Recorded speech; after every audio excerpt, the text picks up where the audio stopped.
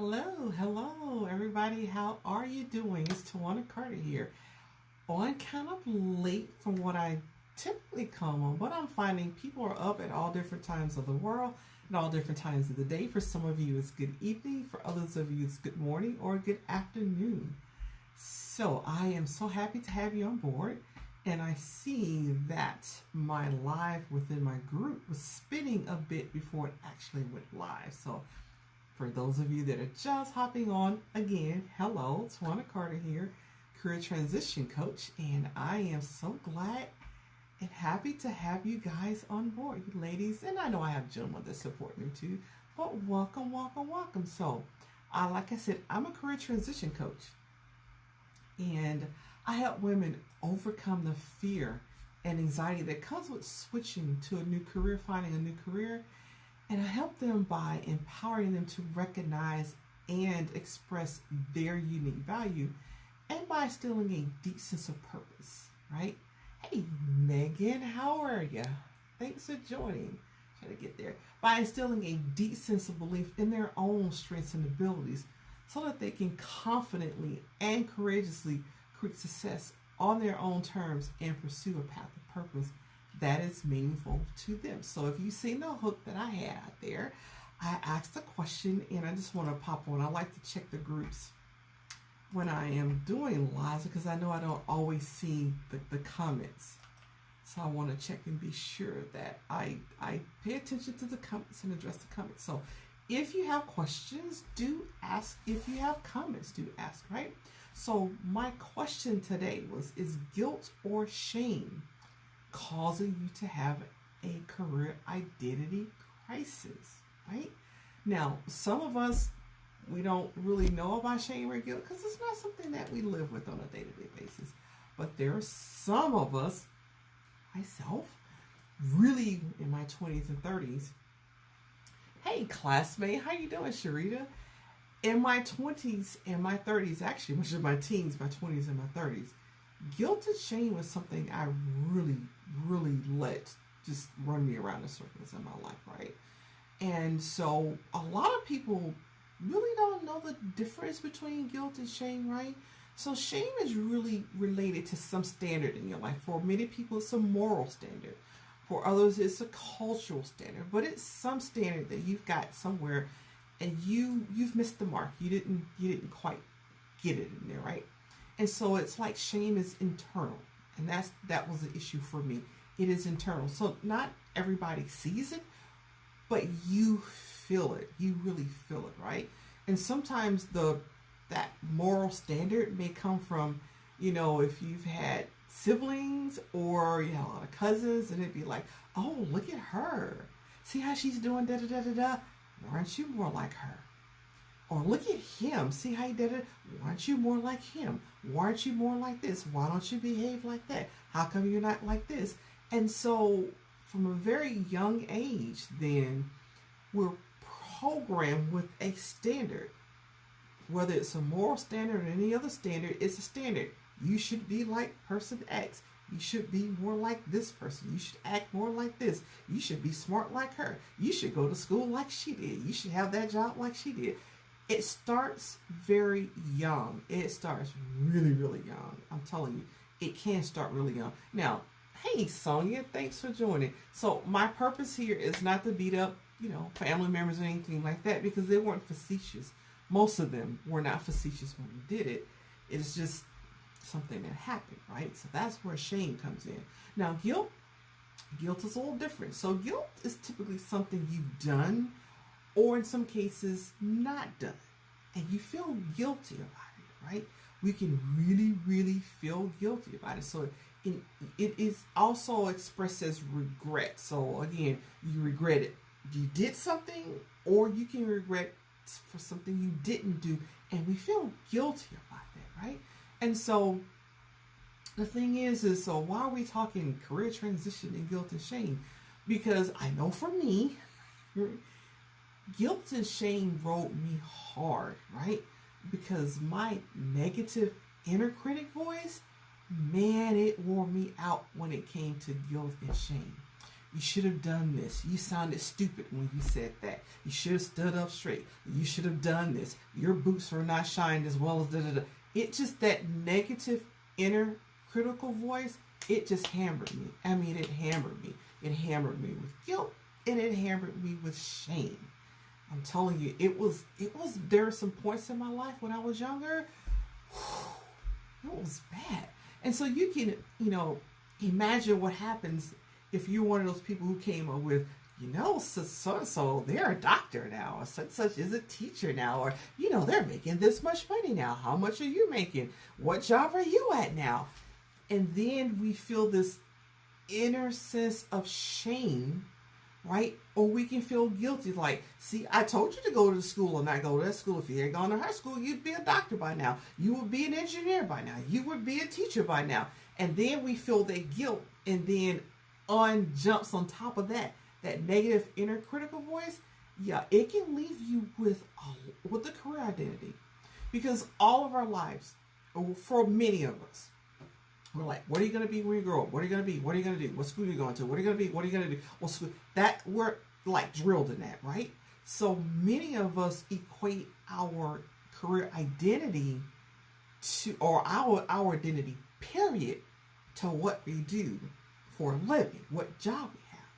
And so when you're ridden by guilt, you're ridden by shame and a negative inner critical voice, and now you're like, what do I do? Because what happens is, now I've known people who actually their parents are like, we'll pay for your college if you major in this. If you don't major in this, we're not paying for college. And I've had friends like that. Anybody else have friends like that?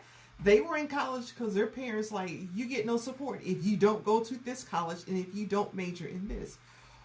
What happens is somewhere, especially with the pandemic, right? When a lot of us had time to slow down, we realized that we didn't like the careers we were in, or we realized it didn't fit our purpose.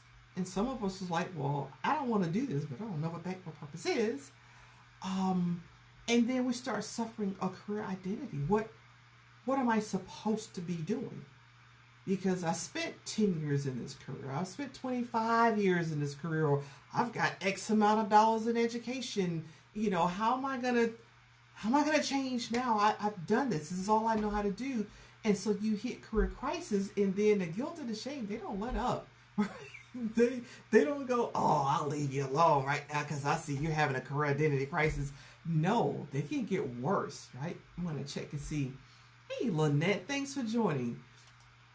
They can really, really ride you. So in a career identity crisis is, you don't like what you're doing, or you realize it's not your purpose, or you've never liked it. Like I said, I've had people that were told, you will major in this because I said so. I don't care if you like it or not. This is what you're going to major in. And so what do? That parent is still living. You're going, yeah, I don't want to be an accountant anymore. Actually, I never wanted to be an accountant. I don't know what I want to do, but accounting is not it. It really does create a career identity crisis. And it's tough because you have the guilt riding you. You got the shame, like, oh my gosh, I'm not successful like her. And sometimes we look over and we start comparing. And comparison is a dream killer. Oh my gosh, it's such a dream killer. So somebody is calling in mighty late here. I'm going to decline that call. While someone's calling me in. 10:49, that's really, really late at night. But definitely, some people wrestle with, I don't want to be here, but I also don't want to tell my mom that I don't want to do this anymore, right? Because she's the one that paid for this, and I'm going to tell her I don't want to be this anymore. I don't want to be an accountant, or I don't want to be a teacher. I don't want to be an analyst. What in the world am I going to do? And so people end up in career identity crisis. And that's exactly why when I created my Career Clarity VIP Intensive, it was to address it. Many people are in career identity crisis and they don't know what to do. They don't know the first step to take. They don't know the second step to take. They don't know any step to take. And often it's like, I don't know what I want to do. So there's no career clarity. And so you don't have like a way forward because you don't even know what you want to do. And that's the exact reason why with my Career Clarity Intensive, I hit I hit that inner critic voice up front. I hit it hard. We hit that negative, those negative thoughts. You got to hit it hard because you have to resolve those things. And you got to calm down that inner critic voice so it can let go of that. You can let go of that shame. You can let go of that guilt and just do what makes you happy, right? Sometimes it is about a career that makes you money because we need to live. But sometimes what makes you money doesn't make you happy. And you have to find a way to meld those two. And that's what we do with that Career Clarity Intensive, right? Because you have to. So I want to take a moment and say, hi, Liz. Thanks for joining. Hi, Joshua. How are you? I'm always jealous because Joshua, oh my gosh, he's got the food thing down pat. I'm going to have to make a trip just to go to Texas and hang out with him and eat. I promise you. I gotta eat with him. I do. I got to work real hard, drop like 5 or 10 pounds so I can go to Texas and eat them back on. Just saying. I'm going to check over here in my group to see if I have any comments. And ladies, for those of you, and if you haven't joined my group, I have a group for women, Courage to Transition Your Career. It is a free group. You're more than welcome to join. And I tend to do more lives there than I do on my profile page. But come on over and join us if you haven't done that already, right? Right? So definitely, if you are that person who is like, oh, that guilt and that shame is riding you, or you're trying to figure out how in the world do I tell my mom, I tell my dad, I tell my auntie, I tell my grandmother, all the people who may have paid for college that I don't really want to do this anymore. I'm just not happy. Yeah, come on over and see me, right? Come on over and see me. Because I know it creates identity crisis. Because what do you want to do, right? And so I've been fortunate. Of course, I study this for a living, right? So I'm actually, in addition to being a career transition coach, I'm actually a licensed therapist. And I started off with a rehabilitation degree in counseling. And I studied to help people with disabilities find careers. And I'm fortunate that one thread went through the last 30-something years of my life is helping people find careers that make them happy, that make them feel accomplished, and make them feel like they're giving back. As one of my veterans told me, I found, I helped him get a job. It was like his first job in about 15 years. And what he told me was, and I just thought this was like, it was heartbreaking. I mean, it was heart touching, right? He said, I just want to get a job and pay taxes and feel like I'm doing my fair share. Because I'm like, I don't want to pay all these taxes. I don't know about you. I was like, I got to pay all these darn taxes. But really, I had a number of veterans that told me, I just want a job so I can pay my taxes and feel like I'm contributing to the society. And I've been fortunate that has followed me since I was a second lieutenant in the Army. That's where, and I tell people, even though I didn't like that job, it is where career coaching started for me. I didn't know it was called career coaching. I just enjoyed helping my soldiers figure out what did they want to do. Do I stay in the Army? Do I get out? Do I go do this? How much money can I make? What is my family going to think? I started off doing it. Had no clue it was called career coaching like 30 some odd years ago. But I've been blessed that all of my jobs, that one thread went through, and that's my purpose. And I've just been fortunate to do that.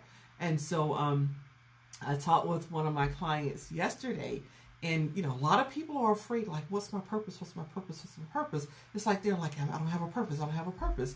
And I said to my client yesterday, what if you have more than one? Who says you only have one purpose? Right? Who says you only got one? And so she just kind of like,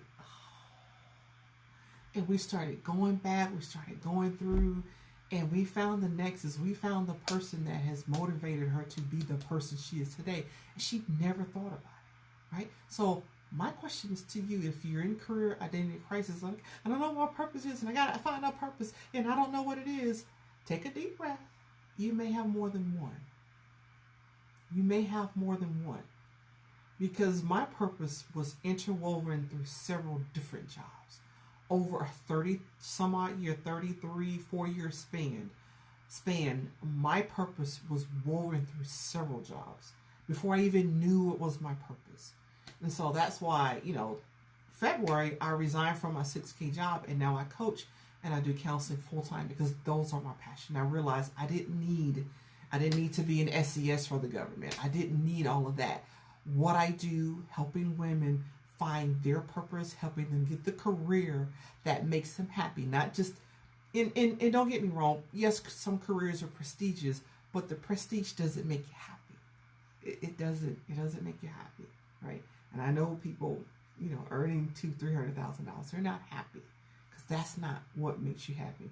Research says that after $100,000, money doesn't really make you happy anyway, right? It's the purpose. It is that understanding. Here's what I was put on earth to do. Here's what I'm put on earth to do. That's what's important. And you can have more than one purpose. Nobody says it has to be one. It could be two. It could be three, right? Let yourself off the hook. Let go of that guilt. Let go of that shame. Let yourself off the hook. Give yourself time to brainstorm and figure out what that purpose is. Like I said, from the very first job I had in the Army up until now, career coaching has always been there. Even when I taught school, I loved doing the career coaching. I did. I loved it. When I taught school, I had Cargill, I taught school in Frostburg, Florida. I went to Cargill and I had the chemical engineers coming in, talking to my classes and doing that career stuff. I ate that stuff up. I loved it, right? I was a science teacher, but I always found a way to do the career stuff, which is what I loved. But it took me a number of years to realize that's my purpose. This is it, right? And that's what I enjoy helping women do. So if you're not a part of my Courage to Transition Your Career, ladies, join. I'll drop the link out there. And for those of you who are watching, drop #live. I do appreciate you for watching. I'm going to take the rounds and make sure I haven't missed any comments or questions, right? And I thank you all so much for being on live with me. Thank you for that. And for those of you that catch the replay, I do appreciate you as well. Thank you. Drop #replay and let me know that you caught this on replay. And I will see you guys later. You guys and you ladies later. Take care. Bye-bye.